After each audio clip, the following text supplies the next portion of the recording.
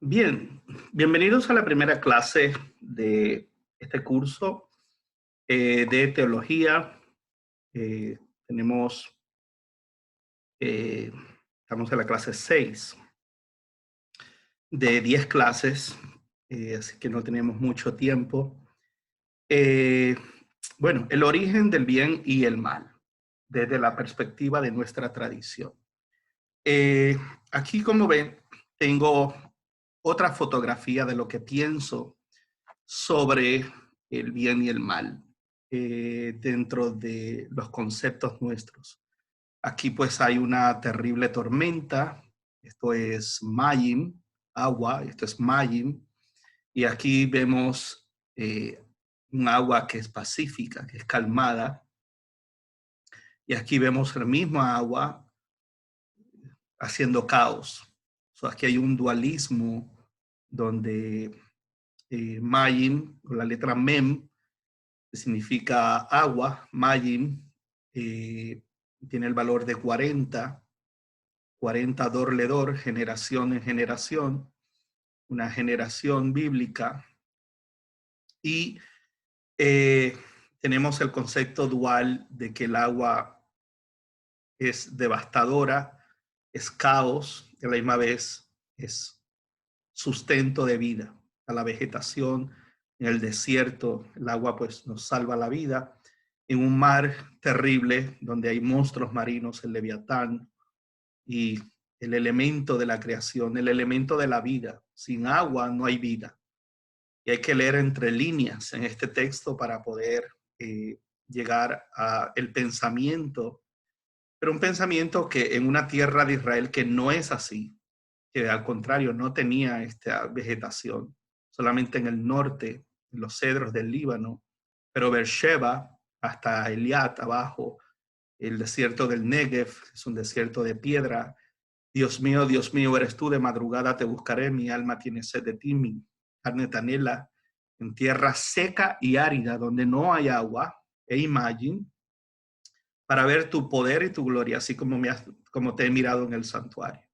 Es un contexto muy distinto a este. Es un concepto de carencia de agua. Aquí hay agua, yesh mayim, pero acá no hay, ein mayim. Okay? So, sin embargo, hay una dualidad, y así es el bien y el mal. Es vida, sustento, pero puede tornarse en caos. Y esto se manifiesta en medio del ser humano y que tiene el conocimiento de poder trabajar y distinguir. Lo que nos hace ser humano es la capacidad de distinguir entre, entre estas dos cosas. ¿Okay? Eso es muy, muy, muy importante. Bueno, lo otro es, estoy teniendo un poco de problema con la luz y me molesta. Y estoy aquí a ver cómo le hago. Bueno, tradición y la verdad representativa. El texto, cuando nosotros vemos el texto de nuestra historia, tenemos que hacer una distinción entre lo que es el texto representativo, simbólico, con una agenda nacional y teológica, teocrática, y lo que si vamos a tomar, tenemos que ver entre la tradición, el texto como tradición y el texto como una verdad representativa, un simbolismo. Bereshit 1:1 es un relato representativo, no es verídico. No existió un hombre llamado Adán, ni un Gan Eden. El que crea esas cosas, pues, realmente es una visión que no considera lo textual, considera el campo de la fe, pero nada más. Tengo que tomar esta llamada obligatoriamente. Voy a poner esto aquí en pausa. Ok, estoy de regreso. Aquí estamos. So, muy bien. Bueno, nuestros sabios explican esta problemática que estuve hablando en la introducción. La explican de esta forma. Esta es realmente la forma original de la letra Bet. Es una puerta, Dalet. En hebreo moderno es Delet, pero en hebreo bíblico es Dalet. Y esto es Habait, la casa, o Bet. Y pues tiene el valor de 2 en la gematria. Y significa refugio, casa, refugio, familia. Tiene 2 compartimientos porque se necesita un hombre y una mujer para pues hacer una familia. ¿Okay? Así que básicamente este es lo mismo, pero en el sistema de escritura cuadrada. Y lo que quiere decir es que está abierta por un lado, sale hacia la izquierda, pero la casa está en la pared y está en la pared. En otras palabras, lo que pasó acá, las civilizaciones que pudo haber acá, la teoría de la evolución de Darwin, los rabinos parten de la esencia de esta letra como el comienzo de nuestra narrativa, donde hay un elemento abajo y arriba, las aguas de abajo y las aguas de arriba, y está la letra que se repite dentro de las 27 letras del alefato. Hay 22 letras del alef a tav, del 1 al número 400, pero luego tenemos unas 5 letras sofit finales, y aquí en todas las letras está la letra yud. La letra yud tiene el valor de 10, igual que alef, porque alef es 1 y yud es 1 más 0. Y significa, pues, es la letra de Yud Hei Vav Hei y de Adonai al final. Termina con la letra Yud, puede ser doble Yud, Yahweh y Adonai juntos, o Yud Hei Vav Hei y Adonai. Eso hacen 2 Yud, una al principio y una al final. Y tenemos aquí una letra que es la letra Hesh, Rosh, cabeza, significa autoridad. Y tenemos la letra de el signo en la gematría de si cerramos esta letra, si la cerramos aquí y le hacemos así, aquí la tenemos. Y es una llama de fuego y es la única letra que no toca el piso. Es una letra suspendida y se repiten todas las letras que existen en este sistema cuadrado, la letra Yud. Y la letra Yud se representaba de esta forma, así. En otras palabras, es un brazo. Y le ponemos aquí molleros, y le ponemos aquí la mano, pues ya está. Es el brazo y el hombro de una persona, ¿verdad? Así que significa crear, formar, hacer, y tiene el valor de 10, y 10 es igual a 1 más 0, es igual a el valor de la letra Aleph, que es igual a 1.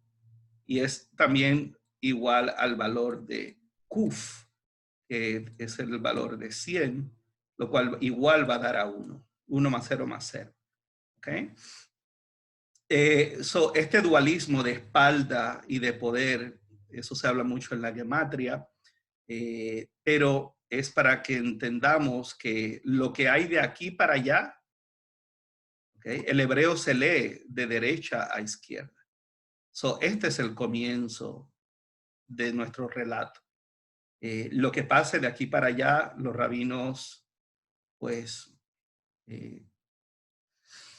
no quieren entrar en otras temáticas de dioses y de otras versiones y cosas que son muy interesantes, como ya las hemos visto, como las vamos a ver en esta clase, pero se dejan ahí, sino que lo que hace es que se busca el propósito del ser humano, de la creación del ser humano, la intervención de Dios y su creación, la letra Yud y Resh, el conocimiento que el ser humano, para adquirirlo y que solamente lo tenían los dioses, pagó un precio, pagó un precio. Entonces, ese es el mensaje, que es un mensaje muy distinto a el mensaje a veces no optimista del cristianismo, donde se presenta todo un caos. Aquí lo que se presenta es resh, conocimiento.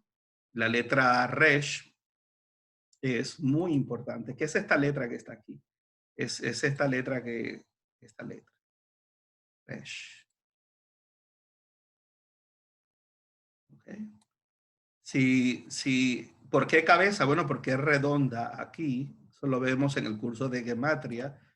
Y aquí pues podemos poner eh, eh, una persona.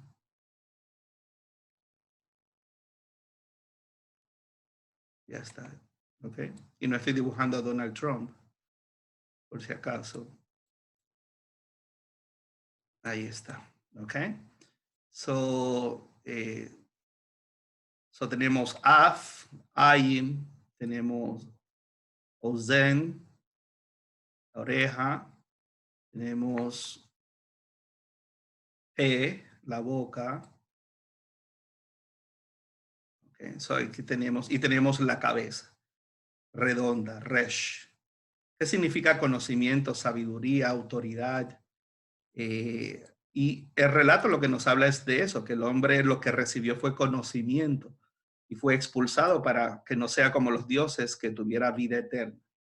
¿Ok? Es el conocimiento sobre la tierra, sobre lo creado. Esa es la letra Bet. Así que eso es muy, muy importante partir de esa premisa. Así que el texto no pregunta sobre el origen de Dios, pregunta sobre el origen del mundo y del hombre.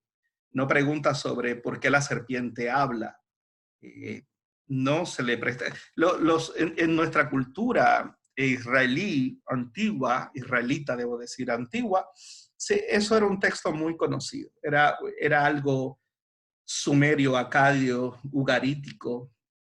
Era una noción, una visión universal. Y ese texto no necesitaba tanta explicación. Es como si vemos la representación de un pirata, los niños saben que porque cojea de una pierna de palo, tiene un gancho, tiene un parcho en los ojos, pues se da por entender que es el malo de la película, ¿no? Así que no preguntaba dónde estaba Adán cuando la serpiente hablaba con Java, aun cuando Java no había sido creada todavía, pero tenía información y la serpiente tenía una información que solamente se le había dado a Adán. ¿Cómo sabía eso? Entonces, todo ese tipo de preguntas que son importantes se obvían en el texto y el texto va dirigido a una agenda, a un propósito teológico. Y es una explicación de cómo el hombre y el mal y el creador, cómo el hombre llega a ser hombre, ¿no? A ser hombre. Y un niño no tiene la información que tiene un hombre. Un hombre ya tiene una información de vida para la reproducción, la sexualidad, el trabajo. Un niño le dan dinero y piensa en comprar dulces. Un hombre le dan dinero y piensa en otras cosas, ¿no? Entonces, a eso me refiero. Es una cosmogonía, es una cosmología, no una cosmogonía, es una cosmología. No es sobre el origen de Dios o los dioses, como en otras narrativas más antiguas. ¿Okay? Así que eso es muy, muy importante, cosmología. Bien.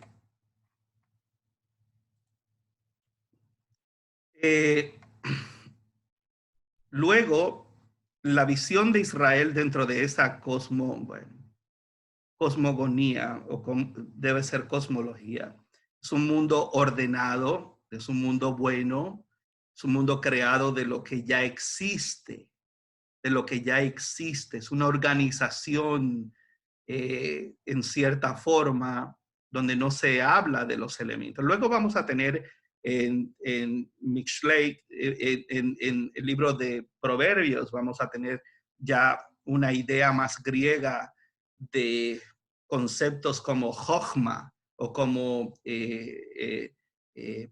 lo que es la filosofía, el amor al conocimiento o al estudio. Y vamos a tener una perspectiva ya más al estilo Filón de Alejandría, donde se habla que antes que el polvo de la tierra fuese, otras palabras, ya es una alegoría, es un sistema metafórico que habla ya de la personificación de la sabiduría, de Resh, lo que precisamente el hombre busca y recibe y logra, y lo cual es lo que el hombre aspira.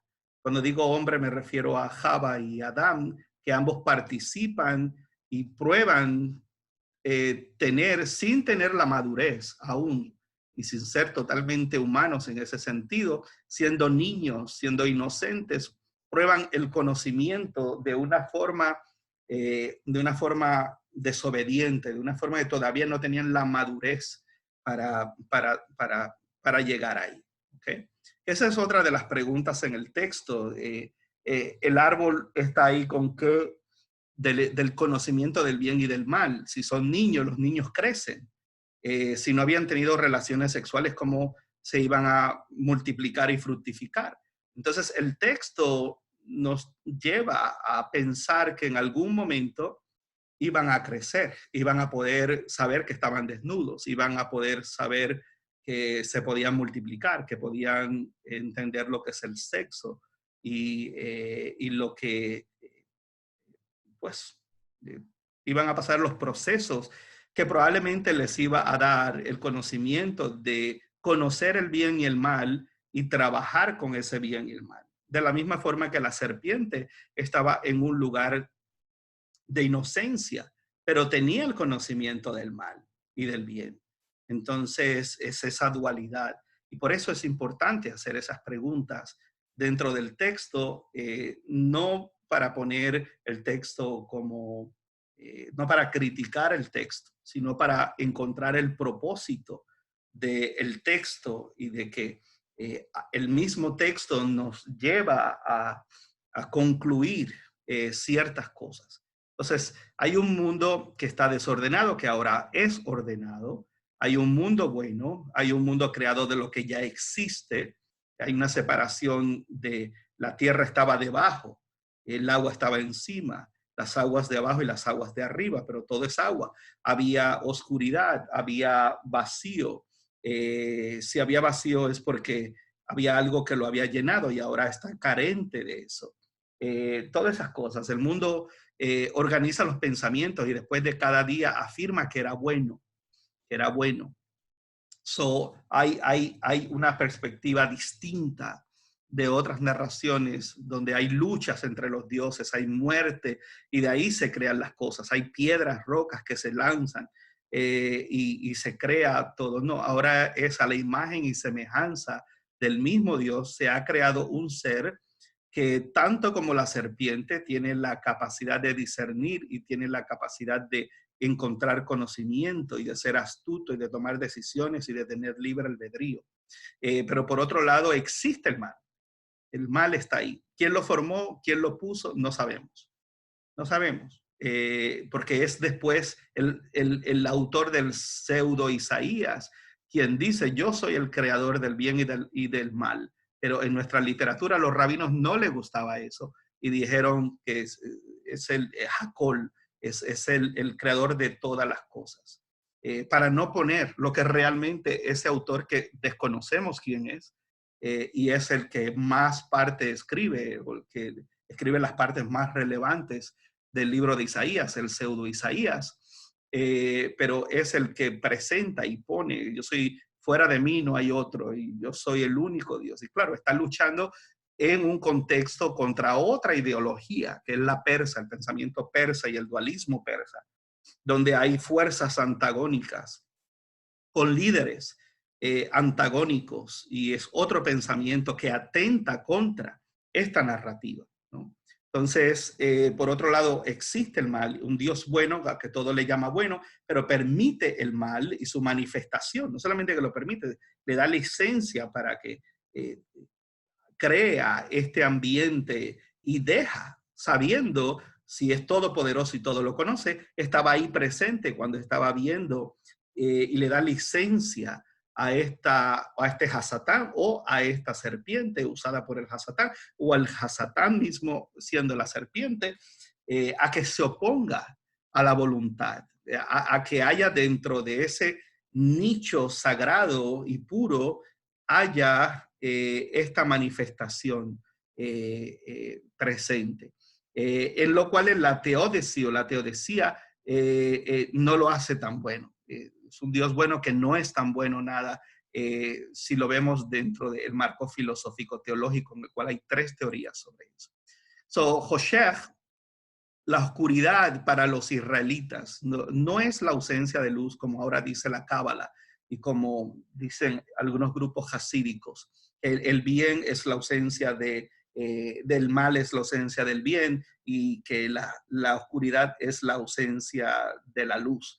Bueno, eso es una forma filosófica, esotérica de verlo ahora, pero ese no era el pensamiento del pueblo de Israel en ese momento, no es el pensamiento del contexto. Una cosa es cómo los rabinos escriben sobre Yetzirah y escriben sobre su interpretación desde ahora que tenemos toda gran parte de la película y presentamos esta historia, este transcurrir a través de la historia de una narrativa distinta. En el judaísmo rabínico, si vemos esta narrativa en el próximo curso, va a ser una visión muy distinta a lo que en realidad es el contexto de cómo los israelitas en ese momento visualizaban y con lo que ellos estaban familiarizados. Entonces, esto tiene sustancia. La oscuridad no es vacío, la oscuridad no es algo hueco, no es lo contrario en sí a la luz por accidente. Es lo contrario, es un dualismo, pero es un dualismo en el cual hay sentido.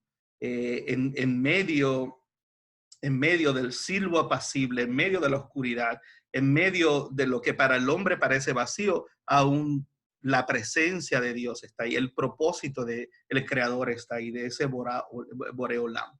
El Ruach de Elohim revoloteaba por encima de las aguas, pero no explica quién es, qué es, cómo es, qué diferencia hay entre decir el creador y el espíritu del creador. ¿Qué significa eso? Ni cómo se crea el agua, ni por qué había ya tierra. ¿Quién creó al crear Dios los cielos y la tierra? No implica que hay una creación de algo que ya no estaba. Lo que hay es una reorganización de unos elementos que ya estaban. ¿Qué estaba? Bueno, el caos, el vacío. Si había caos es porque antes no había caos, ahora hay caos. Porque Dios no crea cosas en caos. ¿Qué pasó? Ese es como las otras civilizaciones, como otras cosas que no conocemos y no podemos hablar de eso, sino que partimos de la letra Bet en adelante, de lo que tenemos, de los elementos que podemos rescatar. Presupone que la gente conocía estas cosas de otros relatos, y aquí lo que se hace es organizar, afirmar, formar la supremacía del texto monoteísta. Esa es la agenda de esto. Y había oscuridad, y esa oscuridad se va a relacionar a las profundidades del agua, como un ultramundo donde el mal siempre estaba y que el Espíritu de Dios, ahora, ¿qué es el Espíritu de Dios? Pues no de la forma que lo imagina el mundo cristiano. Ruach, en ese contexto, pudiera ser precisamente la presencia, lo que divide, que lo que está por encima de ese mundo ultratumba o de ese mundo del Leviatán o de ese mundo que va a ser representativo más tarde de que Dios echa los pecados del ser humano, las transgresiones al fondo de la mar, y no se acuerda más de ellos. En otras palabras, es un lugar es un basurero, es donde hay, es esa idea que había en el pueblo de que todo iba a algún lugar, todo iba a algún lugar. Y nada se esfumaba, sino que eh, todo lo que tenía materia o todo lo que era representativo de las acciones iba a algún lugar. El dilema de la luz y la oscuridad es altamente universal. Lo vemos en el culto, en todas estas culturas, al sol, a la luz, a Ra luchando toda la noche en el mundo de ultratumba para que la luz pueda salir por la mañana. Estos son conceptos muy prestados de Babilonia, Mesopotamia. Lo vamos a ver en toda la región, es esa idea del día y la noche, y el culto a que esto es la vida. Y aún a nivel científico, esto es lo que hace fotosíntesis, esto es lo que nos da vida, esto es lo que nos permite que no nos, en la capa de ozono hay una serie de mundos o de estratos que filtran el poder, la energía solar, la cual es otro dualismo. Nos beneficia y nos da vitamina, pero también nos quema, nos produce cáncer, nos puede consumir. Y de eso se trata, de esa percepción universal hacia esta energía solar que se siente. Por ende, las civilizaciones consideraban que esa era la fuente de la vida, ¿no? Así que Dios se presenta como luz, como or, y como el creador Boreor, como el creador de la luz, ¿no? Pero también como Bore Hoshech, como el creador de las tinieblas. Pero en realidad había tinieblas y la luz vino después. A pesar de que los seres celestes que van a representar la luz son posteriormente, creo que en el día cuarto, es que son creados. Pero ¿qué luz era la que alumbraba? Tenemos que ver cuál es la percepción del pueblo de Israel en ese momento. Ya existía la oscuridad, por ende, si el creador es luz, la oscuridad fue creada en algún momento antes que la luz, y la luz, entonces, la explicación que luego se da desde Luria, especialmente con la Sefirot, y se habla de los mundos, y se habla y el gnosticismo que atacó al cristianismo, lo que habla es que esto es un proceso de creación. Eso lo vamos a ver en el próximo curso.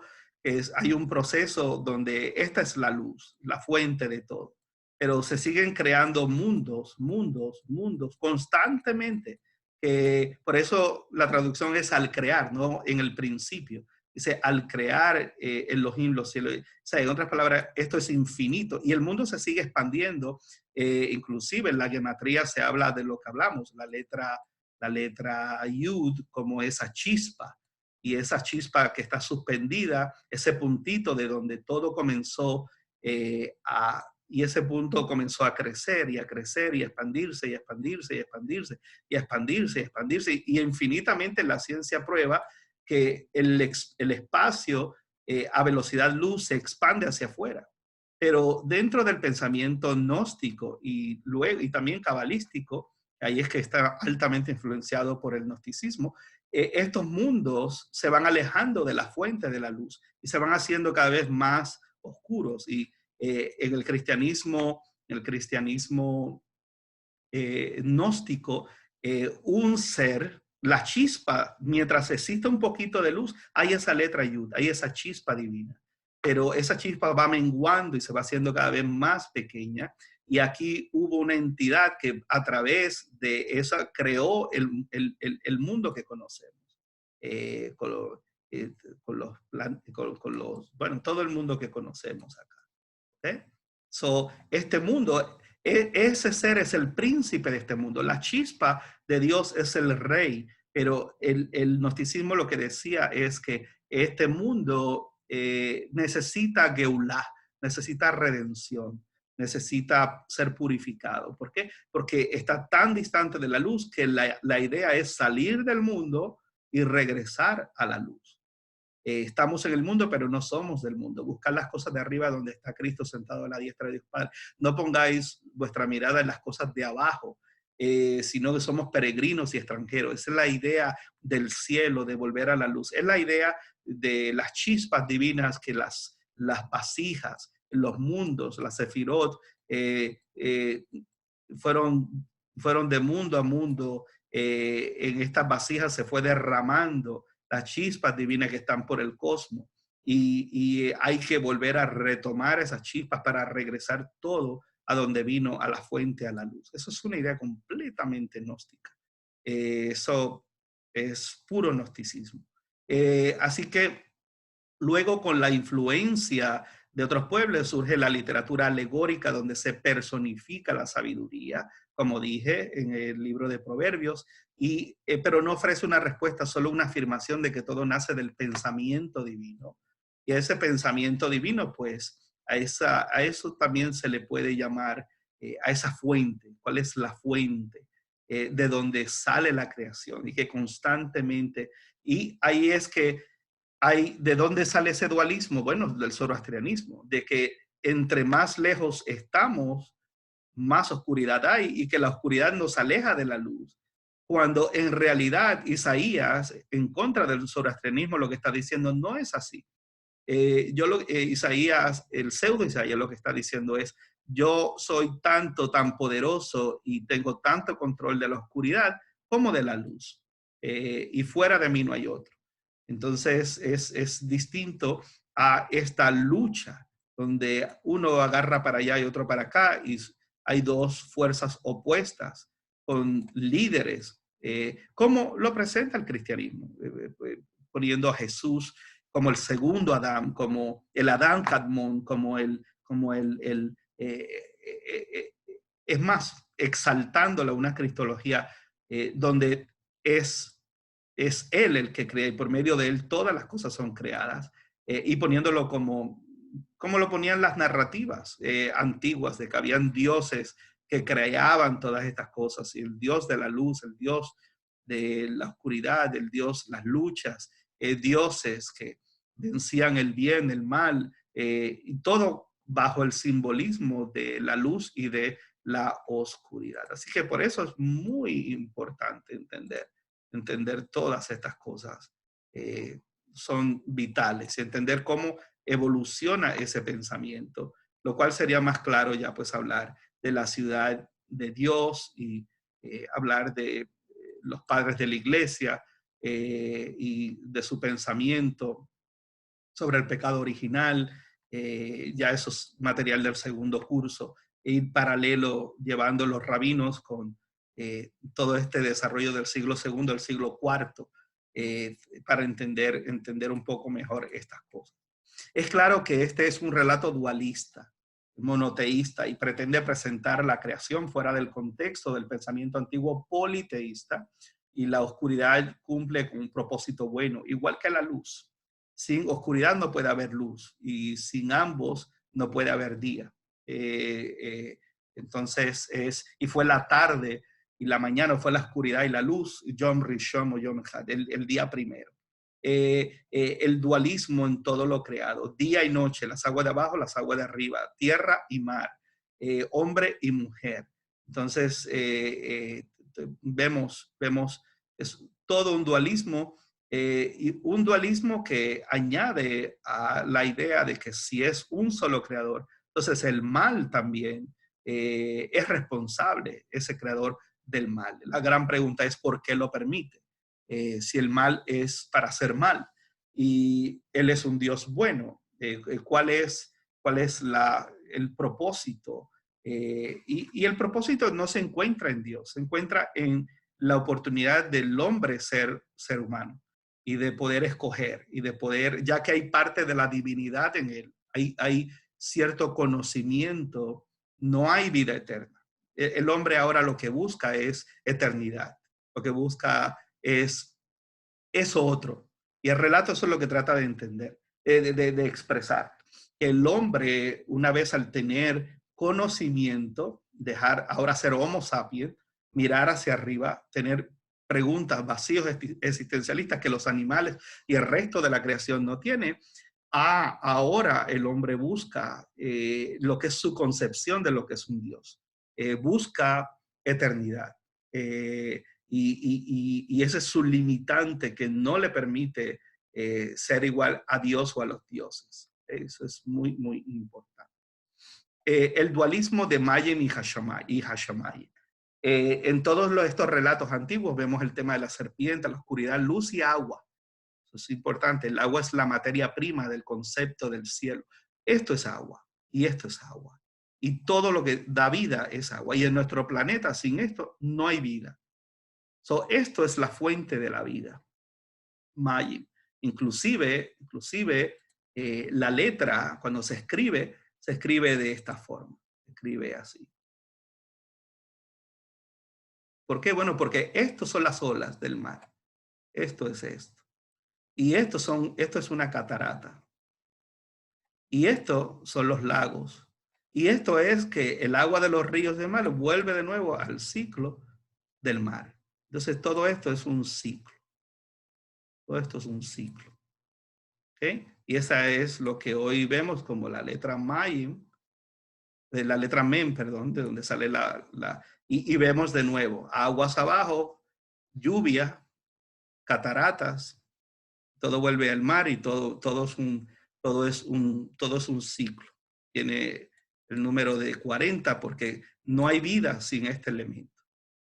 ¿Okay? Así que eso es una representación pictográfica de eso, igual que todo, igual que es un ciclo que una cosa depende de la otra.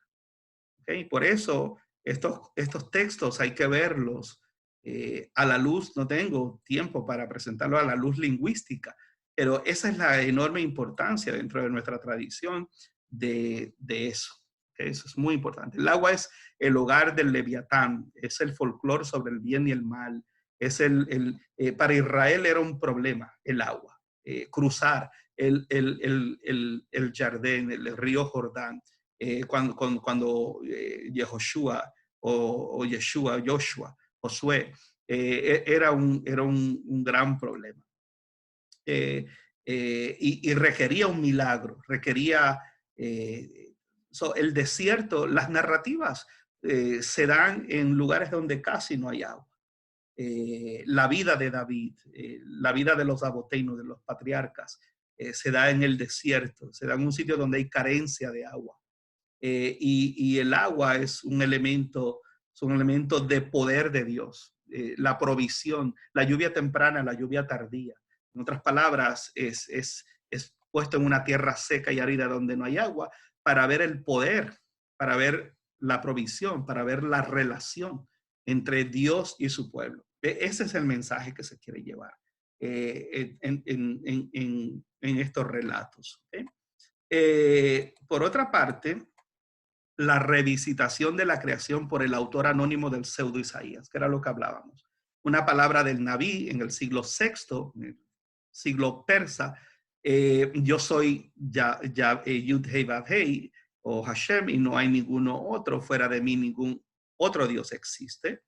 Yo te he ceñido sin que tú me conozcas para que sepas que desde el sol hasta que se levanta hasta el poniente, que todo es nada fuera de mí. Yo soy Yud-Hei Vav-Hei, no hay ningún otro. Yo modelo la luz y creo las tinieblas, o en sí yo hago el mal.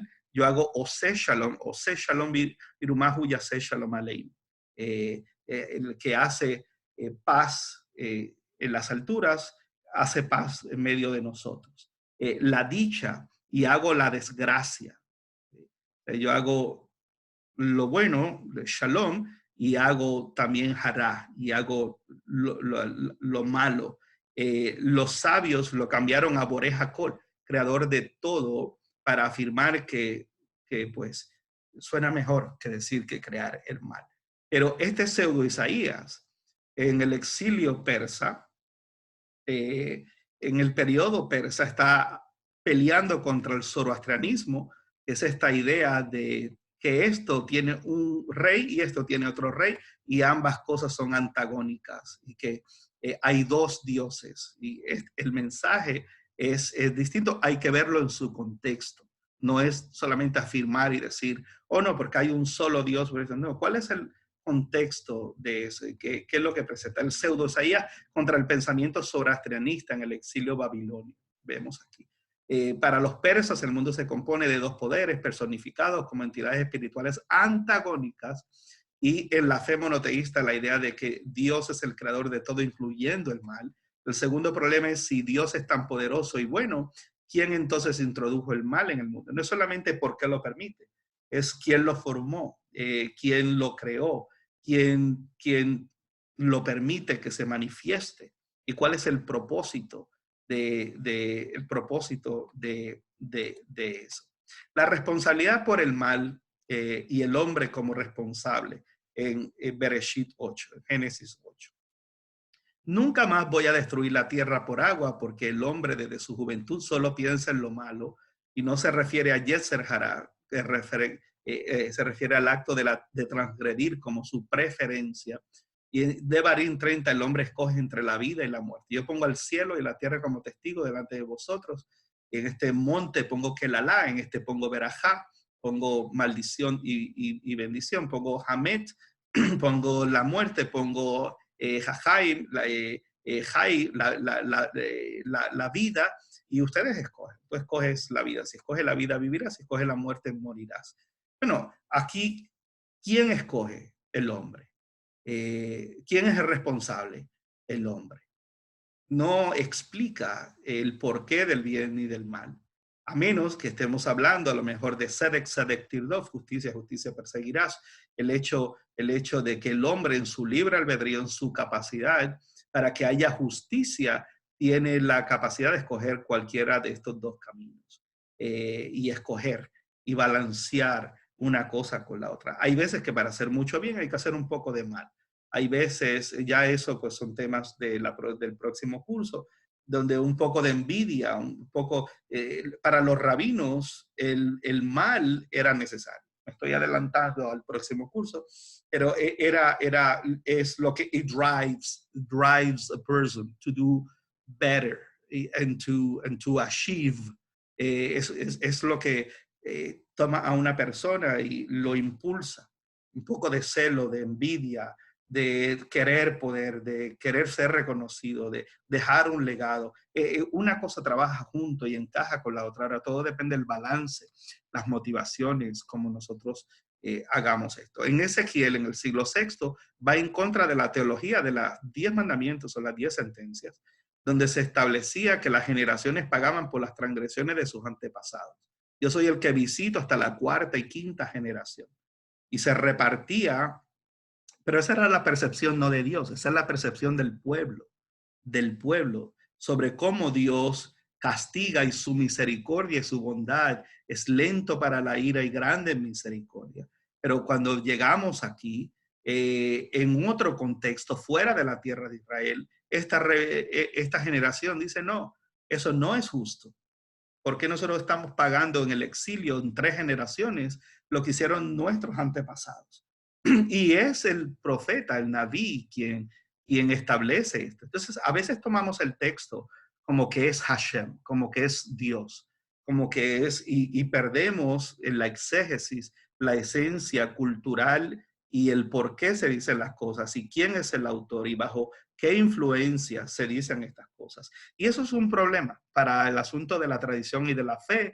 Es un tanto problemático porque es un texto que por eso les di la clase de canonización y de escrituras sagradas antes, aunque de forma muy por encima, pero es el pueblo el que determina estas cosas. Es el pueblo el que dice, esto es relevante para mi generación y para las próximas generaciones. Esto es de vida, esto es sagrado, esto viene de Dios, o fue puesto en el pensamiento del escritor de parte de Dios para traer un mensaje de vida y un mensaje de continuidad. Yo no tengo pensamientos de calamidad, sino pensamientos de bien para ustedes. Pero a la misma vez soy el creador del mal. A la misma vez permito que se manifieste el mal. ¿Cómo reconciliamos todas estas cosas? Eso va a depender de la respuesta humana y del conocimiento humano y de la madurez generacional para trabajar y para ver la evolución de todas estas cosas y de los ciclos de las generaciones, si queremos hacer una buena exégesis. El Eclesiastes de Ben Sira, el capítulo 15, el origen del mal en los apócrifos, y ahora en la literatura del Segundo Templo se revisita lo que se había descuidado. ¿Qué se había descuidado? Bueno, ¿qué pasó con Adán y Java? ¿Qué pasó después? ¿Qué pasó con ellos? ¿Cómo murieron?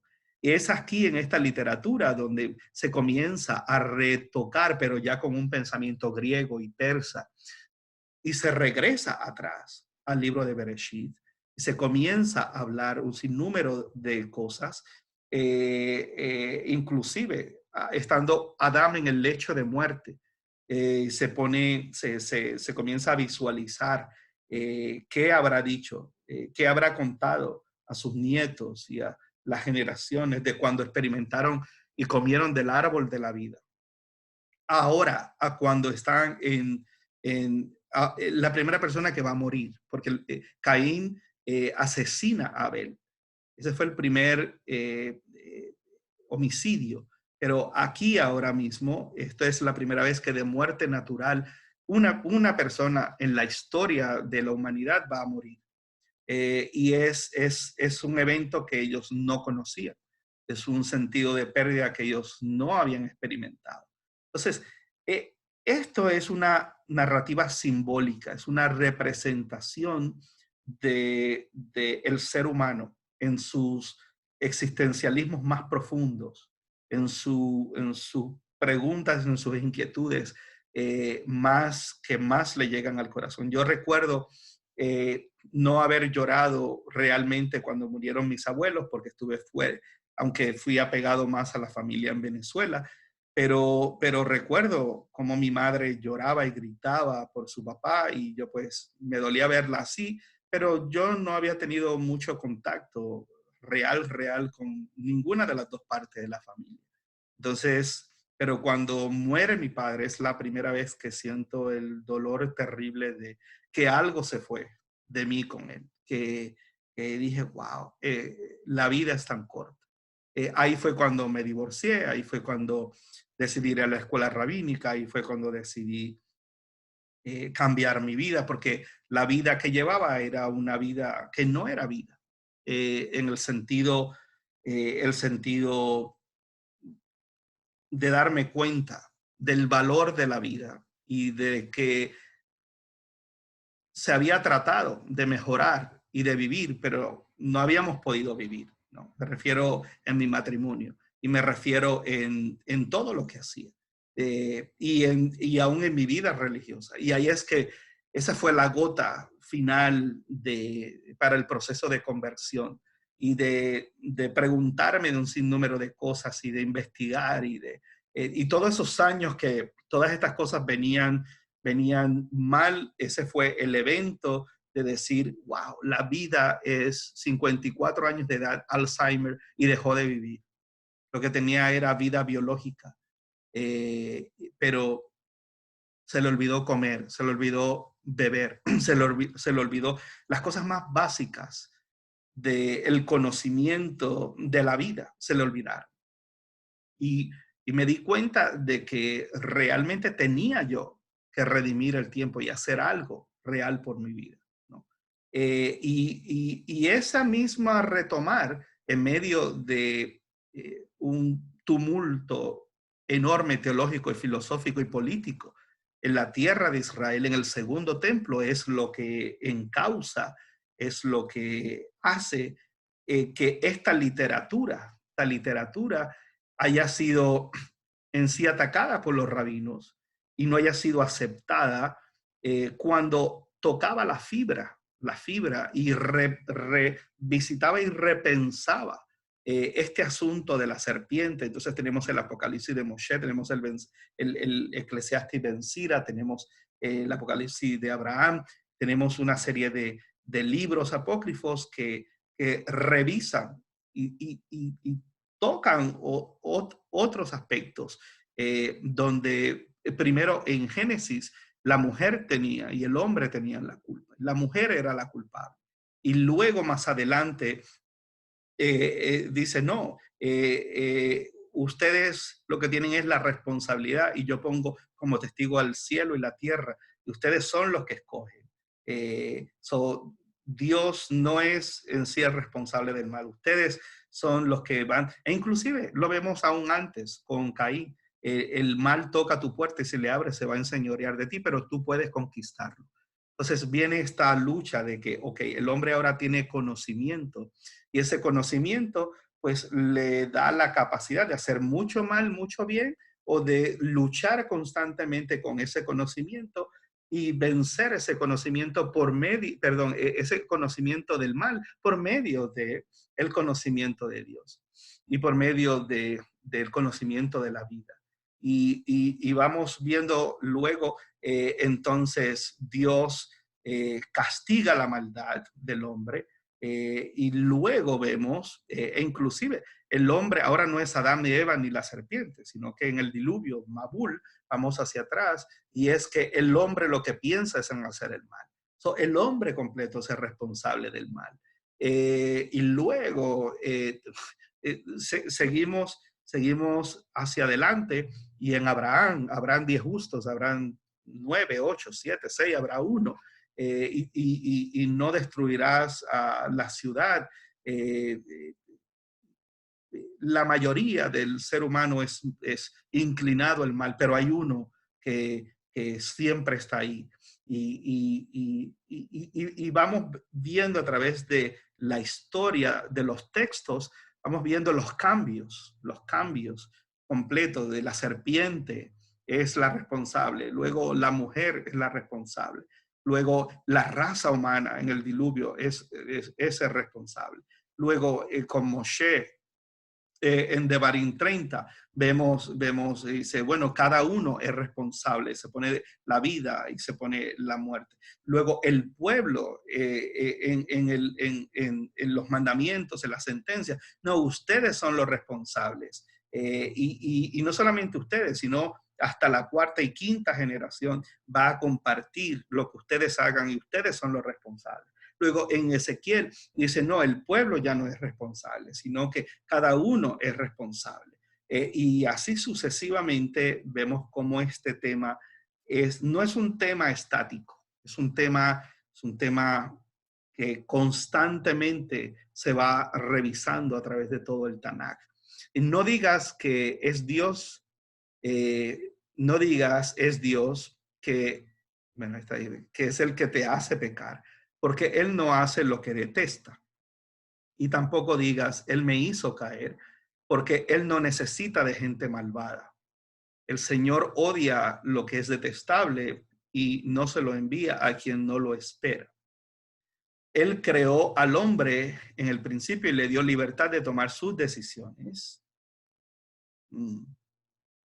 Si quieres, puedes ser fiel haciendo lo que Él manda y puedes ser fiel escogiendo lo que tienes delante de ti, fuego y agua. Escoge lo que quieras. Bueno, esto es del segundo templo. Y es una revisión de un resumen del pensamiento apócrifo de este escritor y del pueblo en ese momento. Y el resumen para la tradición bíblica hebrea, el mal es el resultado de las decisiones del hombre. Esta era la visión de las escrituras hebreas hasta la llegada del exilio babilónico. El zoroastrianismo y el pensamiento persa causó un profundo impacto donde ahora el mal es compartido por la serpiente y su influencia en el hombre. Y veamos el relato de Bereshit como otra posición de responsabilidad por el mal en el mundo, a pesar de que la serpiente existía en el mundo, debido a que en el Gan Eden se encontraba en el mundo, este estaba protegido de la serpiente. Lo que quiero decir aquí es que el mundo, este es el mundo, y el hombre fue creado fuera del Gan Eden y fue puesto en el Gan Eden. Y el mundo existía completamente, el mundo, pero aquí adentro, en esta especie de paraíso, es donde se da todas estas cosas y donde no sabemos, probablemente aquí, como dice, aquí no crecía nada, porque con trabajo, no es que la tierra quedó maldita, es que ya aquí lo que producía la tierra era cardos y era difícil esto acá. La bendición estaba aquí y la provisión y el ser bebé era aquí adentro, donde se te daban los pañales, el biberón, donde había sentido de pertenencia, de todo árbol que tiene semilla podrás comer, había seguridad, había propósito, fructificado y señorial, todo, pero sin embargo, la envidia, la sexualidad, el ser responsable por lo que se siente, todo esto se da fuera de este ambiente que está aquí. Y aquí esto se deteriora, esto es lucha, aquí hay que usar el conocimiento para hacer que la tierra produzca, pero aquí vivíamos en casa de papá y mamá y éramos niños. Aquí afuera somos seres humanos, donde tenemos luchas, donde ese conocimiento es utilizado para la vida, para el sostenimiento, para crecer, para competir, para la justicia. Si hay justicia, tiene que haber injusticia. Y por eso precisamente tenemos el concepto de justicia. So, si hay un lado para que haya justicia, tiene que haber injusticia. Entonces, no puede haber un mundo justo si no se conoce lo que es la injusticia, porque no sé entonces lo que es justicia, porque la justicia es el mediar entre la justicia y la injusticia. Tiene que haber el mismo peso aquí que el mismo peso aquí para que esto, que es una representación material, se balancee, se balancee. Entonces, este contexto se daba aquí. So, todo esto, afuera de todo esto, estaba protegido de lo que pasaba aquí. So, la pregunta es, ¿aquí no había mal entonces? Porque la serpiente estaba adentro. Si lo tomamos de esa forma. Entonces, esto es impactado, la creación es impactada, porque ese es el asunto, que vemos el relato y vemos el relato de lo que pasa aquí. Pero el relato cósmico está en el 1 y está en el 2. En el capítulo 3 es que llegamos aquí. Pero el 1 y el 2, todo era bueno, estaba aquí. Sin embargo, todo eso que era bueno, eh, la tierra, la tierra no producía lo que se producía aquí. Eh, cuando se dijo que era bueno, que todo lo que se había creado aquí era bueno. ¿Ah? Sin embargo, donde se producía y había abundancia de todo era aquí. Ya cuando se sale aquí, pues lo que hay es con el sudor de tu frente y la tierra no producirá. Entonces, tenemos que enfocarnos en cuál es el propósito del relato, porque pues para poder entender cuál es el propósito de cada uno de estos versos que va acá, ¿no? Y al punto que nos lleva entonces por ahí del 6 al 8, pues ya lo que se habla puro es de maldad, se habla de la necesidad de destruir todo esto, de renovar todo esto a causa del hombre, a causa de lo que... todo esto paga por las acciones de una mini población, porque cuánta gente podía haber en la tierra en ese relato. Pues no sé. A lo mejor no llegaba ni a 200,000 personas. El,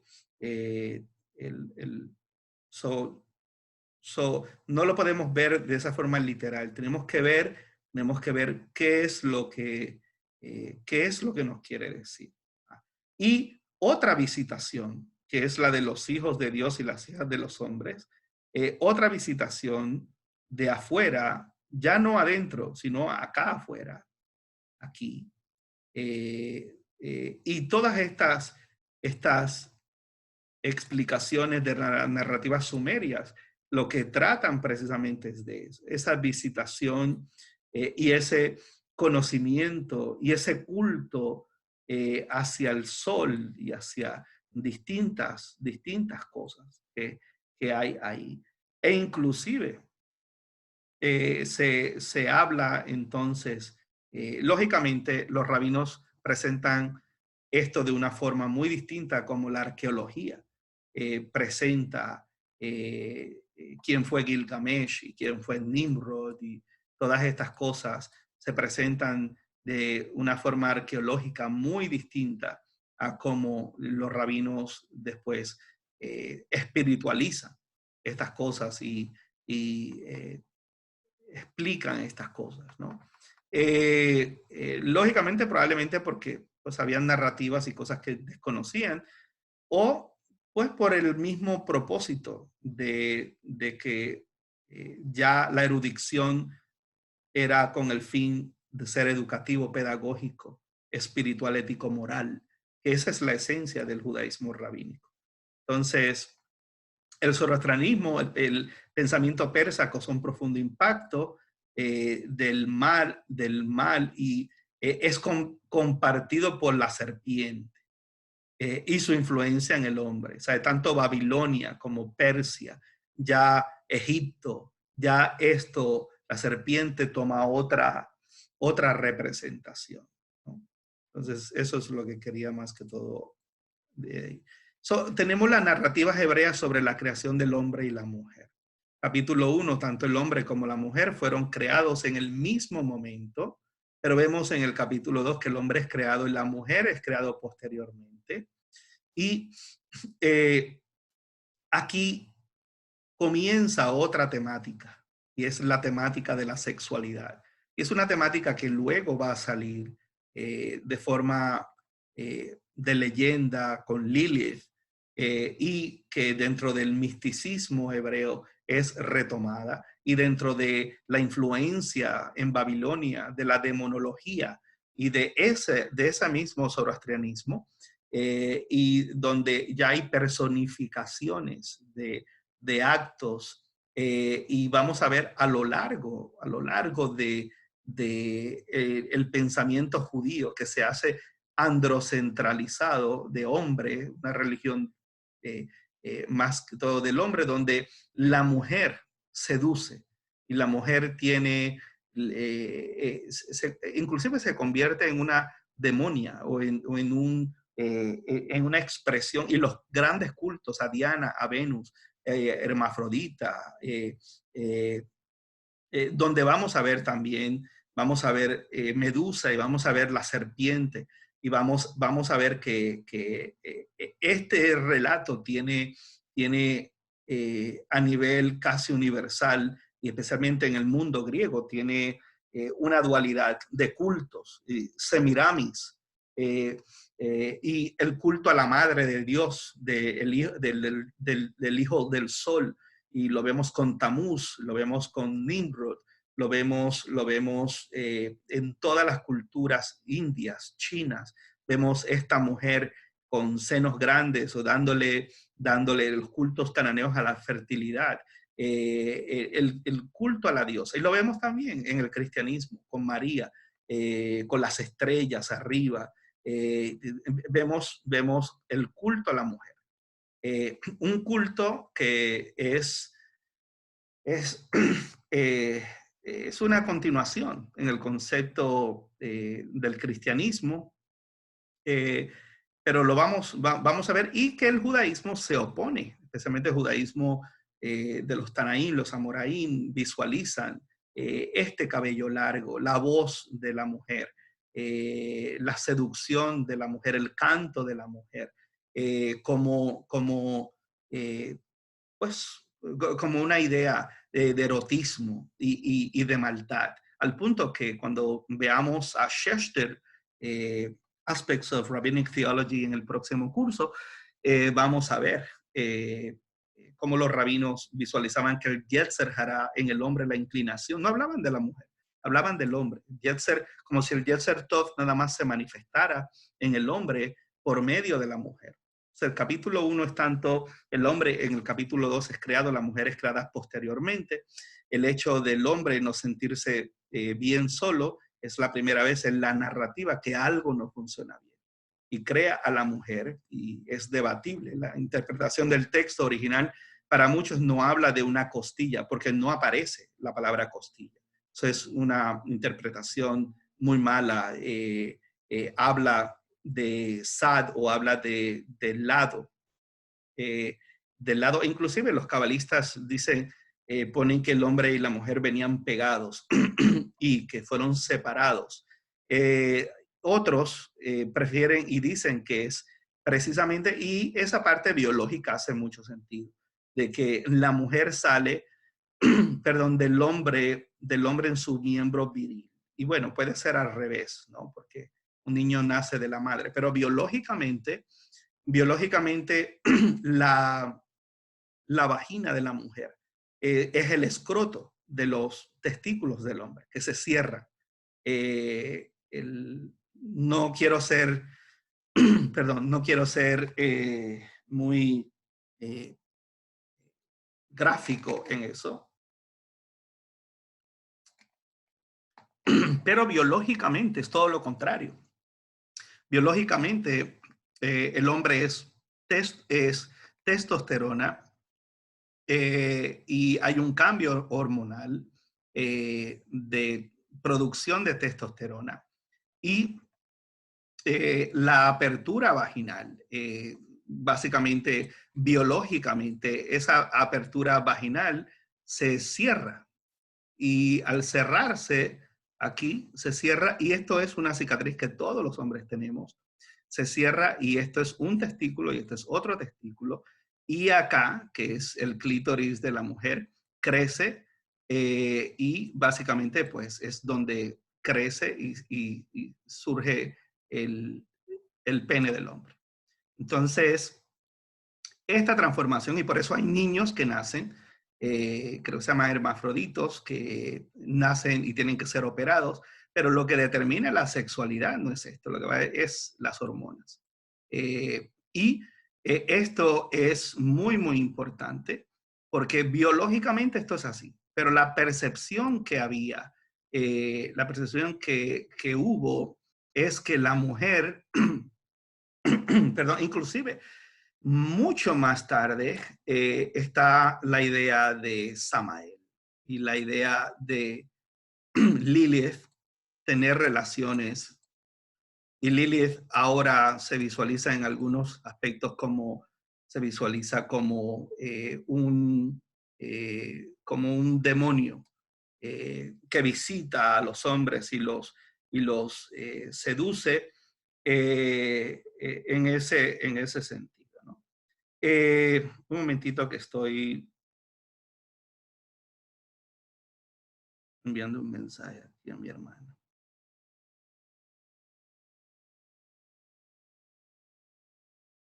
Eh, so, aquí hay, y luego hay un reemplazo para Java. ¿Okay? Y entonces viene esta historia que estamos hablando. ¿Okay? Así comienza la introducción de la idea de la serpiente como una representación sexual.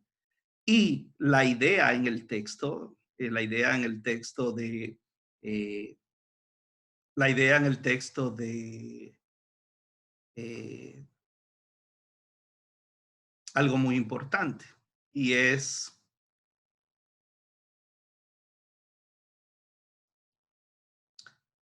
vergüenza. El darse cuenta que estaban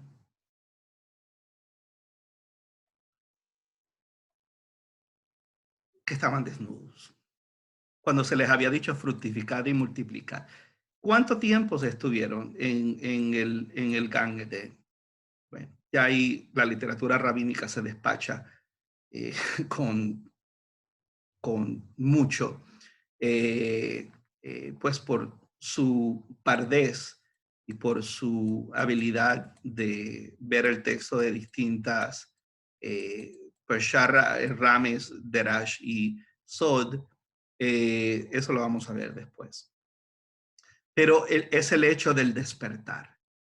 Y ¿Cómo saben que tienen conocimiento? Por la vergüenza. ¿Cómo saben que? Porque estaban desnudos. ¿Y qué significa eso que estaban desnudos? ¿Qué representa eso? Eso es muy, muy importante. Así que eso es interpretativo, ¿no? En ese concepto. Lo otro es que se aparece que es un animal astuto y habla con la mujer, no con Adán, y tenía conocimiento de lo que se le había dicho anteriormente. Igualmente, Java no había sido creada cuando se le dio la orden a Adán de no comer y de no tocar, y ya conocía el bien y el mal debido a que va en contra de las palabras del Creador y busca poner en duda a la mujer, lleva a la mujer hacia un cero para que la mujer caiga en eso. De cierto que os ha dicho que si tocas del fruto vas a morir. Boom, lo tocas, nada pasa. Bueno, si lo toqué y nada pasó, pues lo otro me puedo arriesgar porque no pasó nada. Entonces, es un tanto a nivel de justicia, es como engañar a un niño que está en estado de inocencia. Y eso es una de las cosas problemáticas si lo vemos de forma literal. Por eso tiene que ser un texto en forma simbólica y representativa. El Nahash o la serpiente como tal y su evolución, la evolución que va tomando. Y este es el mensaje fundamental. Es el mensaje de sexo, de envidia entre hermanos, de asesinato, todo después de ser expulsado del Gan Edén. Y un texto que ya no se vuelve a mencionar en los relatos bíblicos, hasta los apócrifos, y un hombre responsable de sus actos. Y hay de aquí en adelante, hay el mensaje de que hay un rompimiento aquí, donde Dios y el hombre buscan acercarse aquí, estas dos cosas, y básicamente eso es lo que el cristianismo, esa es la tesis cristiana. La tesis cristiana es que Dios pierde el control de esto y Dios mismo va en búsqueda del hombre, in the pursuit of God.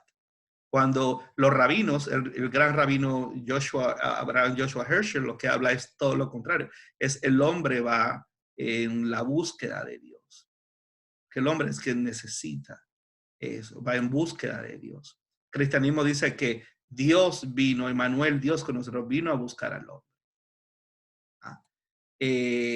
Y el hombre, el judaísmo, esta es la posición judía, y ese es el monólogo entre estas dos tradiciones de fe. ¿Okay? Como ente principal, ¿no? O sea, Dios le ha dado al hombre una Torah, una ley, el hombre es quien sirve a Dios en obediencia y busca a Dios. Aquí el hombre no puede hacer absolutamente nada para encontrar a Dios. Por ende, Dios necesita buscar los medios para llegar al hombre y redimir al hombre. Y esa es la simplificación de, si lo fuéramos a decir así, en una oración de estos dos mundos. Y eso es muy importante porque este relato es la base de la cristología y es la base también de la teología judía hacia eso. No van a morir y se le abrirán los ojos. O sea, pueden tocar el fruto, puede tocar el fruto, le di la mujer. El debate de la caída y el del despertar, era lo que estaba diciendo. Para el judaísmo, este relato no es una tragedia, ni es pesimista, es algo que es positivo. Y no es una caída, es un despertar. Un despertar. Aquí está. Para el cristianismo, esto es lo que decía, terrible, es negativo y es una caída. ¿Ok? De inocentes a seres humanos. Esta es la forma como el judaísmo lo ve. Es la capacidad de ser humanos, de ser materia y a la misma vez un ser espiritual que lo único que le falta es eternidad, porque tiene conocimiento y puede escoger, pero salió del polvo, es materia y vuelve de donde vino. Y lo que es divino regresa de lo divino. ¿Ok? El cristianismo no lo ve así. El cristianismo ve que este Adán está completamente perdido y por medio de un hijo de Dios y de Dios mismo encarnarse, eh, viene un segundo Adán.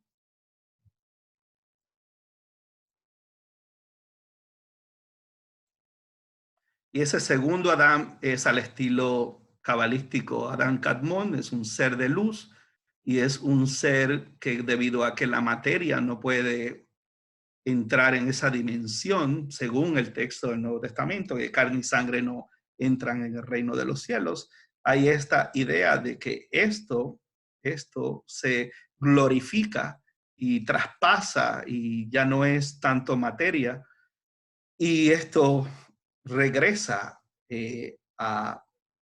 pues, a Dios, a pesar de que se afirma de que Dios no tiene forma de hombre. Sino que dentro del cristianismo se afirma que Dios es espíritu, lo cual el judaísmo no habla de eso.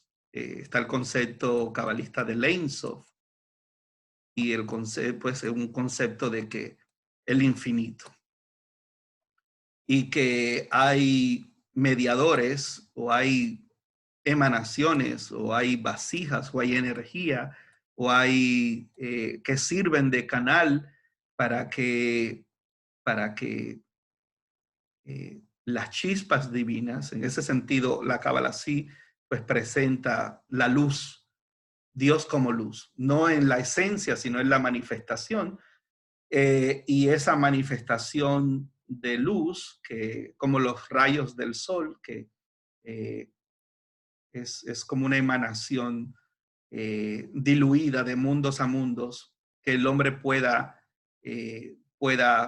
digerir, ¿no? Entonces, hay distintas explicaciones a distintos niveles sobre precisamente este mismo relato que estamos hablando. Entonces, esta es la base, por eso el tema más importante. Hay tres temas que simplifican el judaísmo, que es creación, es redención y es revelación en Sinai, en Har Sinai.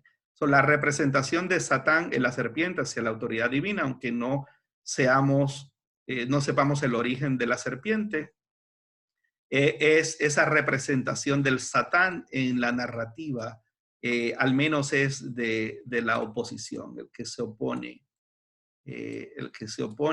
porque es lo que hizo. Y por medio de esa oposición, tentó,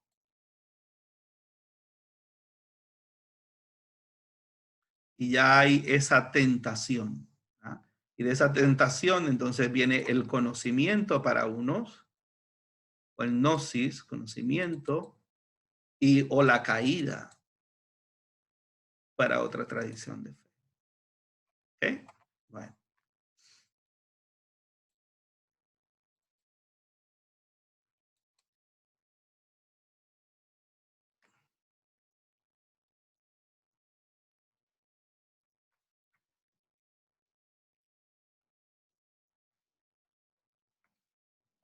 Bueno, yo espero que van a haber muchas preguntas en esta clase, más que todas las demás,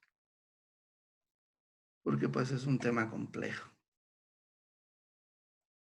El tema de la mujer y la tradición demoníaca en el pensamiento hebreo. La pobre mujer, la mujer con su sensualidad, con su astucia, porque la mujer es más astuta, mujer se habla de un sentido adicional. Claro, un sentido de capacidad donde la mujer puede hacer muchas cosas, donde la mujer puede planificar, la mujer a veces tiene la capacidad de eh, dejar a un lado sus sentimientos y sus necesidades para ser madre y para ver lo más que le conviene a sus hijos y encontrar seguridad y la mujer ve las cosas de una forma muy distinta como el hombre la ve, ¿no? El hombre ve una necesidad de procreación, de amor, de respeto. La mujer ve amor, seguridad, eh, más seguridad y más seguridad. En otras palabras, se siente amada si se siente segura y si siente que puede cumplir con su rol de mujer y va a pensar y actuar dentro de ese marco de continuidad. El hombre puede engendrar y largarse, se va. La mujer tiene la esencia y las capacidades que no todo hombre puede alcanzar, ¿no? Hay hombres muy responsables que se han quedado solos con sus hijos, pero no tienen las mismas capacidades que una mujer que de por sí viene preparada emocionalmente para ser madre, para luchar y de ahí es que viene ese culto a la fertilidad y a la mujer. En todas estas, lo vemos con Acera, con Esther, con Ashtarot, con Venus, con Diana, señora de los Efesios. La vemos a través de todas las culturas y la madre con el bebé y ese culto divino. La mujer introduce el mal, es la posición del tema aquí. La mujer es la que desobedece. Y el hombre en vez de pedir otra mujer, tenía una dependencia emocional tan grande porque no es bueno que el hombre esté solo, que decidió, pudiendo pedir otra mujer y no desobedecer, y habiendo sido él el recipiente mayormente de ese mandamiento, de esa orden, decide irse por la borda con la mujer. Introduce la desobediencia. Y aquí la desobediencia del hombre es a toda alevosía, completamente. ¿Por qué? Porque sabía lo que eso significaba, pero decidió participar de algo a plena conciencia, a plena conciencia. So, tiene la influencia sobre el hombre en ese sentido. ¿Por qué? Bueno, porque el hombre pudo decir, no, no como, no voy a comer. Eh, tú fuiste la que fallaste, yo voy a ser fiel a Dios y voy a pedir no, pero el hombre, la mujer ama, la mujer aguanta, la mujer sufre, pero cuando la mujer toma una decisión en el amor o lo que sea, la mujer piensa e internaliza sus decisiones. El hombre a veces actúa en esa parte más por sus instintos y toma decisiones que después pesan, ¿no? Como el abandono de los hijos por completo, una vida desordenada y todo pues al final pasa factura. La mujer asume responsabilidad por sus hijos, los protege, lucha, aunque esté sola y aunque tenga que, pero esa es la esencia de la continuidad y eso tiene un factor antropológico, sociológico, religioso, cultural. Es más fácil de seducir según el texto que por el oído. La mujer, la serpiente toma control y manipula la narrativa. ¿Por qué no lo hizo con el hombre? Pero la mujer es más de escuchar y pide que se le escuche más. Y para ella el escuchar es más importante.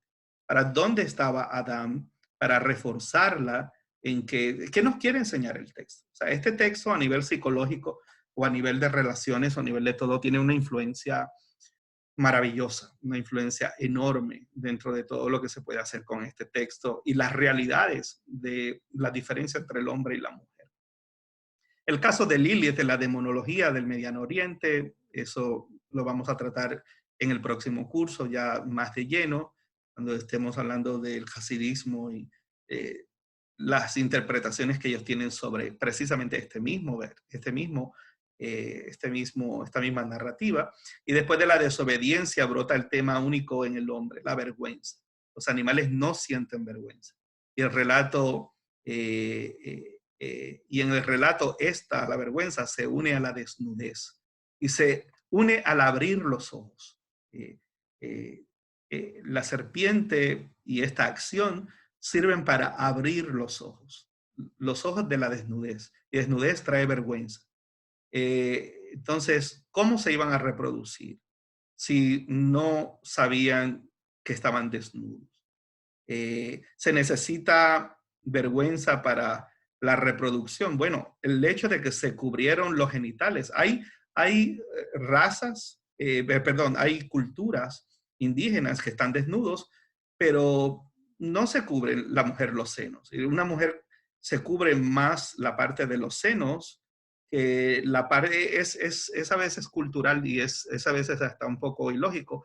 La mujer se cubre más la parte de los senos, pero es la parte también que más expone. No expone sus partes públicas, expone más el escote y la sensualidad en los senos y se preocupa más del tamaño de sus senos y si les gusta o no les gusta.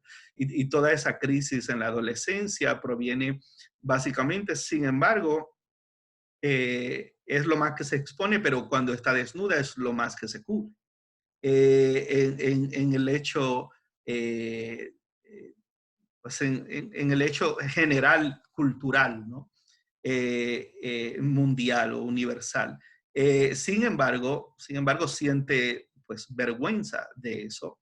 Eh, Mientras que culturalmente hay gente pues que usa un pequeño taparrabo o hay culturas. eh, bueno, pudiéramos hablar antropológicamente mucho de eso. Pero aquí hay algo muy importante y es que sus ojos se fueron abiertos. So, ¿qué significa eso? O era necesario, la pregunta también que pudiéramos hacernos, ¿sería necesario este despertar para que hubiese continuidad y de ser niños pasaran a ser humanos y pudieran reproducirse? So, ¿cuál es el tema?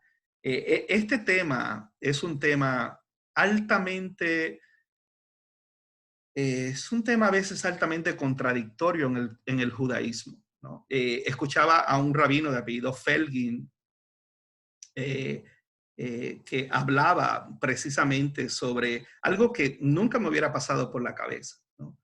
Hablaba de la circuncisión desde el punto de vista antiguo, ya no tanto del punto de la fe, no del punto de que el glande del hombre estuviese rozando la piel y no sin la cobertura del prepucio, con el fin de excitar al hombre más y buscar eh, pues, procrear más en ese sentido. Eh, y me estuvo chocante esa parte porque hace todo el sentido del mundo, pero nosotros vemos los textos dentro del pacto, dentro de la espiritualidad, y sin embargo, ese pacto es al quien se le da, será padre de muchas naciones. El tema constante de fructificar y el tema de la sexualidad es un tema unido a este, a la misma vez es un tema cultural y es un tema que también constantemente está en nuestras escrituras, los patriarcas teniendo varias mujeres, Moisés lo mismo. Y vamos viendo esta temática, sin embargo, el mundo cristiano toma de esta misma temática de que el hombre dejará a su padre, su mujer y serán una sola carne, y de que así como marido, amad a vuestras mujeres, así como Cristo se entregó por la iglesia, y que el marido es cabeza de la mujer y tu deseo será para tu marido. Sin embargo, por otro lado, vemos todo lo contrario. Vemos eh, eh, cómo el hombre en el judaísmo no está completo sin la mujer y sin ese elemento. Tenemos el caso de Sara y Abraham, donde Hashem le dice a Abraham, escucha a Sara, aunque no te guste, pero tienes que dejar a ir a Ismael y a Agar. Y son temas fascinantes para tocarlos con calma, y todos esos temas salen directamente de este tema.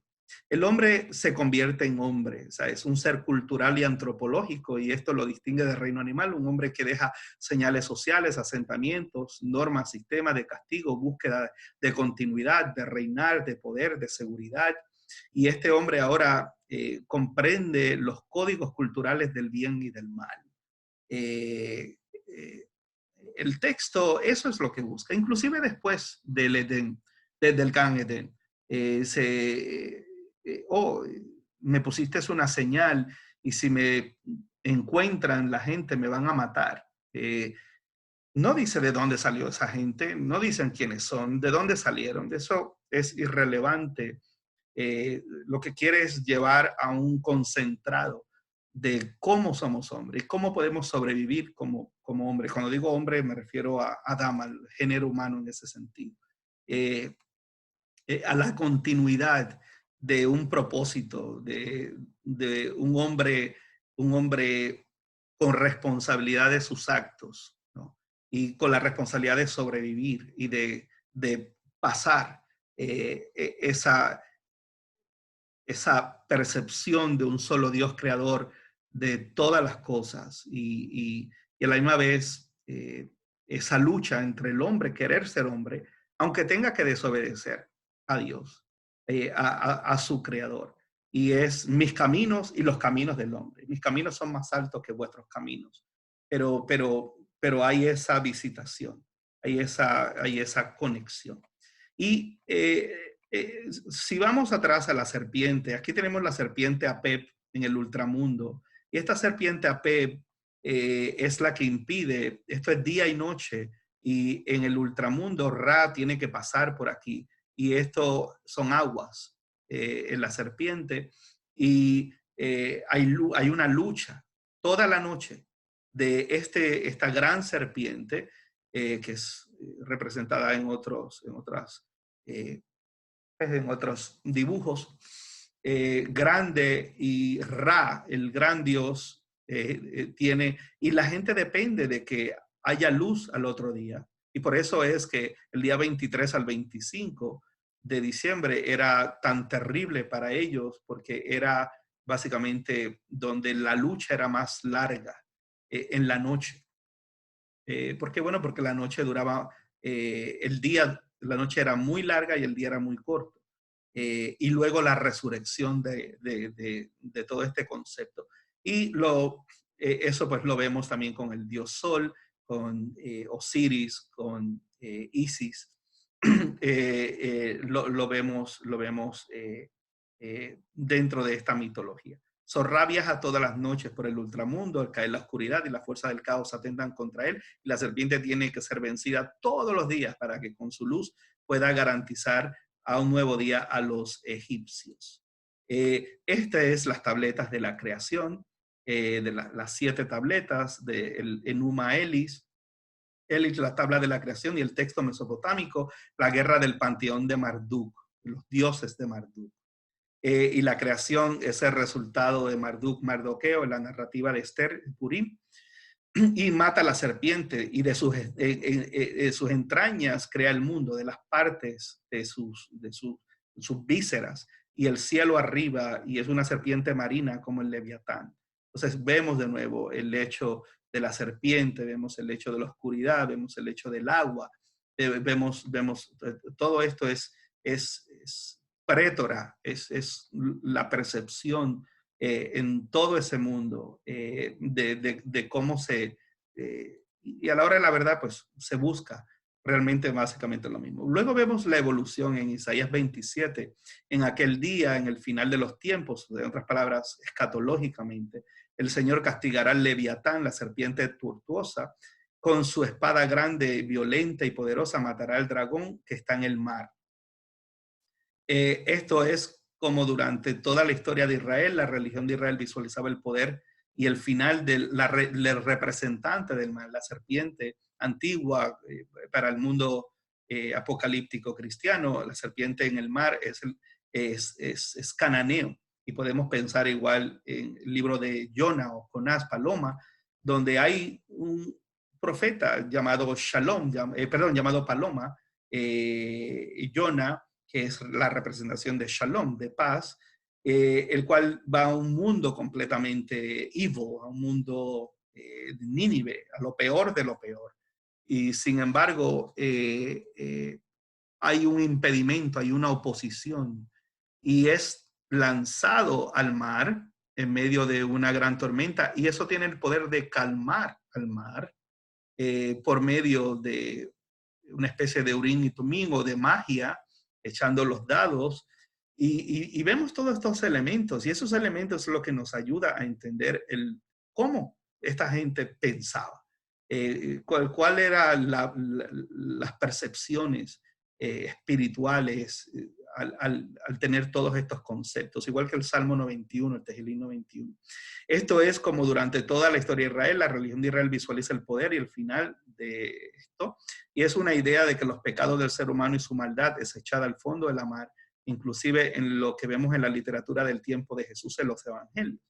Y es precisamente lo que vemos. En los evangelios vemos el Kineret, el mar de Galilea, y este es el mar de Galilea, y están en esta orilla. A la otra orilla está un gadareno, y ya esto acá es considerado tierra de gentiles, a pesar de que es Israel, a pesar de que aquí estabas Betsaida, Corazín, Capernaum, Cesarea de Filipo, y acá estaban 10 Decápolis, y el 80% del ministerio de Jesús se da en esta parte del norte, donde no se consideraba Israel en el sentido de los judíos. Y esto eran ciudades paganas. Aquí en Cesarea de Filipo estaba el Hades, que era una caverna grandísima. Las puertas del infierno no prevalecerán contra la iglesia, las puertas del Hades, el hermano de Zeus. Y esto es una roca grandísima llena de altares al dios Pan. Y Jesús maldijo a estas ciudades porque no creyeron en él. Las comparó con Sodoma y Gomorra. Entonces pasa de aquí a acá, pero cuando va a pasar de Israel, lo que se consideraba Israel, aunque hoy es todo es Israel, y iba a pasar acá, se desató una gran tormenta donde iban a perecer. Y no solamente que iban a perecer, sino que al otro lado se encuentra con un gadareno que vivía en tumbas dentro de la demonología, y la legión es transmitida al lado a un hato de cerdos. ¿Y a dónde son despeñados? ¡Bum! Al mar. ¿Por qué? Porque en el mar es que estaban las tormentas, estaban los espíritus malos, los pescadores usaban muchos amuletos, es porque Dios, el Leviatán, está en el fondo del mar, porque los monstruos marinos, porque los demonios o los shedim, porque los pecados se alimentan de las maldades que Dios echa en el fondo de la mar. So, toda esta idea, esta es la idea de ver todos estos textos y ver la evolución de acuerdo a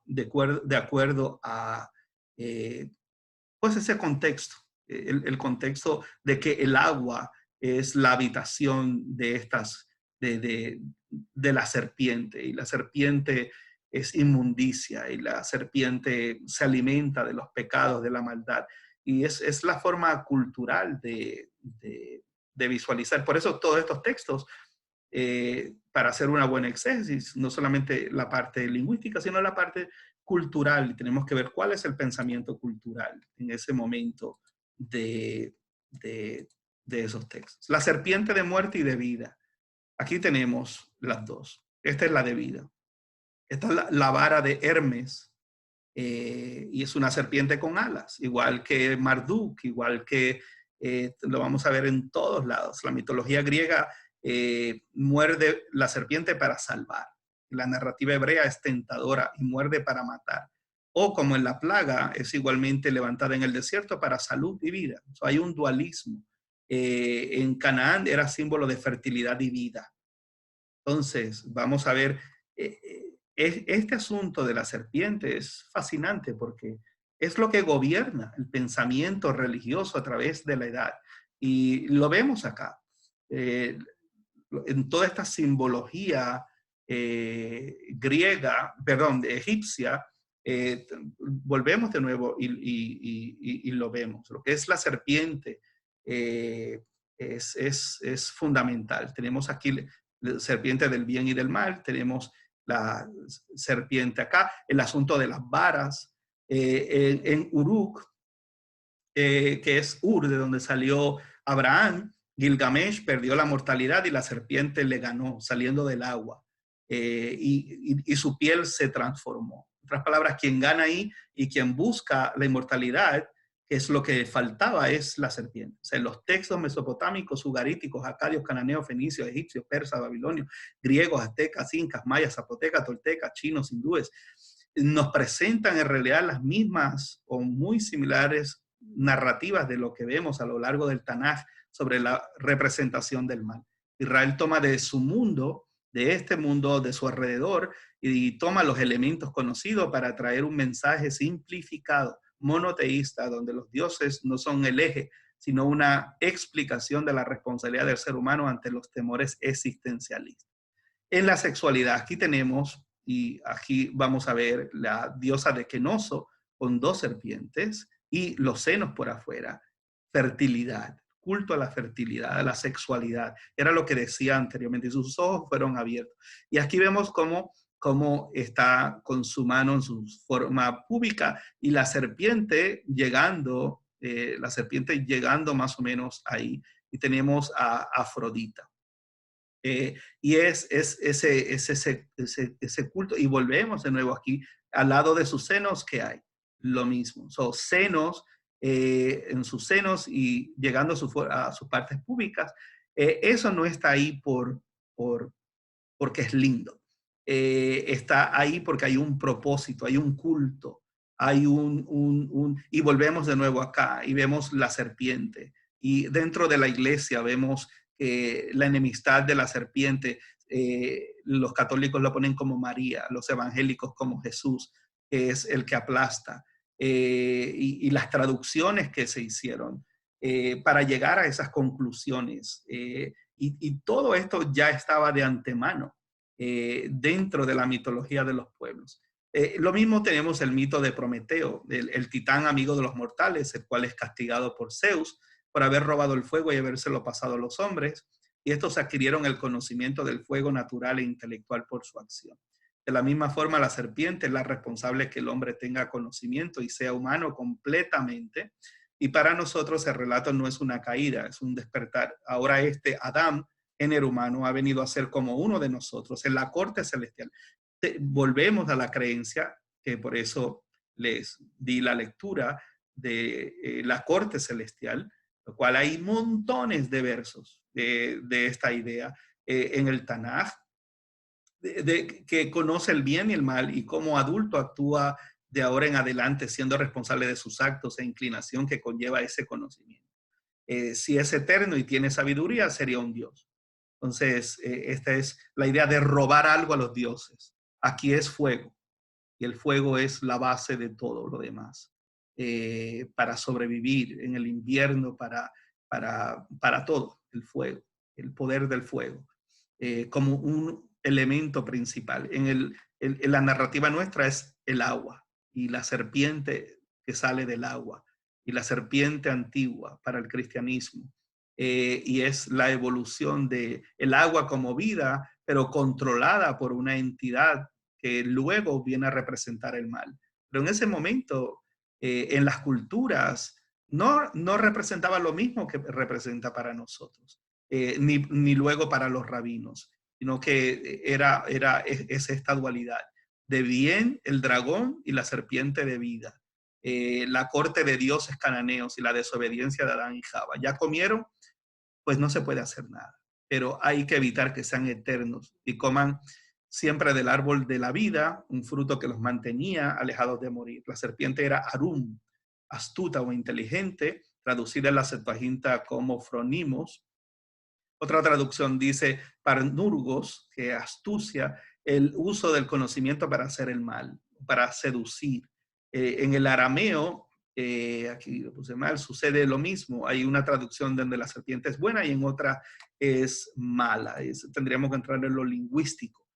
El texto y los textos de las serpientes. Esta es la serpiente en la mitología egipcia. Y vamos a ver cómo antes de la Torá estos elementos se encontraban, ya estaban. Y es claro que no queda claro si la serpiente es mala o es buena. En el relato nuestro no está claro. Los israelitas se preguntaban qué clase de serpiente era esa en el texto, debido a que las que conocían se arrastraban y no hablaban, ni caminaban, ni pensaban, ni tenían órganos sexuales de hombre para reproducirse. ¿Y cómo conecta eso con la idea de los hijos de Dios y las hijas de los hombres? Surge la percepción folclórica, la cual se ve en todas las narraciones alrededor de Israel. Y lo mayor que vemos es una serpiente celestial, porque esto es lo que implica, inclusive la de el Apocalipsis de Abraham tenía una representación muy, muy elevada en rango, porque tenía seis pares de alas, imagínense. Así que todo eso tiene un simbolismo. Tenemos aquí en la puerta de Ishtar o de Esther, y en Purim, la misma Esther o Hadassah nuestra de Purim, tenemos a Mashushu, la mascota del dios Marduk en Babilonia, la cual tiene garras de águila y tiene patas de león y es una serpiente, toda llena de escamas. Así que esto es muy importante y era la mascota, eh, eh, la representación en Babilonia. Esta misma no la encontré con los órganos sexuales aquí, pero sí la he visto. Y esta Tiamat con manos y la serpiente, miren las manos aquí del dragón, con manos de hombre acá. Y este es el relato mucho más antiguo que el de la Torá y que de donde se presta mucho. La serpiente de Geb es esta del dios egipcio Geb, con manos y miembros sexuales y dos piernas. Es un hombre. Eh, ¿Qué representa todo esto? ¿Cómo ellos visualizaban eso? ¿Qué fue la serpiente del paraíso? Bueno, un símbolo del mal, también un símbolo del bien, un símbolo de muerte, un símbolo de vida, un símbolo de fertilidad, un símbolo de inteligencia y astucia, un símbolo de semi-humano. Para la literatura apócrifa es un símbolo usado, es un simple animal usado por el Hasatán. Vamos a ver que dentro del pensamiento que rodeaba al pueblo de Israel estaban todas estas ideas, todas estas ideas. Así que no es un texto tan simplista que podemos ver fuera de, inclusive en el cristianismo, en el libro griego apócrifo, Sabiduría de Salomón, perdón, todavía no he llegado ahí, afirma que por la envidia de Satán ante la creación del hombre, este usó a la serpiente para traer muerte en el mundo y conocimiento para oponerse al Creador. Pero el conocimiento viene de Dios. ¿Por qué Dios entonces permite esto? San Agustín en la Ciudad de Dios afirma que Satanás usó y abusó de la serpiente para con su poder angelical alcanzar sus planes de maldad. Y en el Apocalipsis de Abraham y de Moshe, la serpiente tiene orejas y alas y piernas y es un monstruo. Y era visto desde arriba y eran gigantes. Toda esa literatura apocalíptica nos hace una representación muy distinta de la que luego vamos a tener. Es mucho para digerir. Vamos a dejarlo ahí. Esto es algo que llega desde el principio, está en la Torá, muy fuerte visto en el pensamiento persa de nuestra literatura del Segundo Templo, hasta la destrucción del Segundo Templo. Esta era el asunto. Ya luego los rabinos ven esto de otra forma, pero eso es lo que nos incumbe a las ideas del bien y del mal y la evolución a lo largo de miles de años dentro de pues, de la formación de nuestro pueblo y del pensamiento y de la evolución. Así que esta es la clase para esta semana. Bueno, vamos a dejarlo ahí. Así que shalom para todos. Espero sus preguntas.